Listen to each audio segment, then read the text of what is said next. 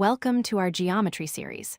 Today, we are going to explore a fundamental part of a circle called a chord. By the end of this video, you will understand exactly what a chord is, its properties, and how it relates to other circle concepts. First, let's quickly review what a circle is.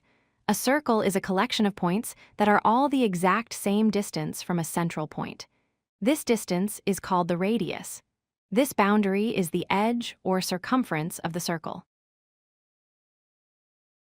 So, what is a chord?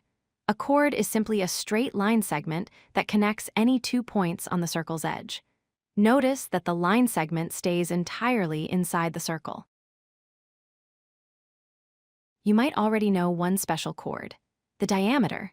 The diameter is a chord that passes directly through the center. Because it goes through the widest part of the circle, the diameter is the longest possible chord you can draw. It is important not to confuse a chord with a secant. A chord is a line segment that starts and stops at the circle's edge. A secant, on the other hand, is a line that cuts through the circle and continues on forever in both directions. Here is an interesting property. If you have 2 chords of the exact same length, they will always be the same distance away from the center of the circle. We measure this distance using a perpendicular line from the center to the chord. Another useful rule involves the radius.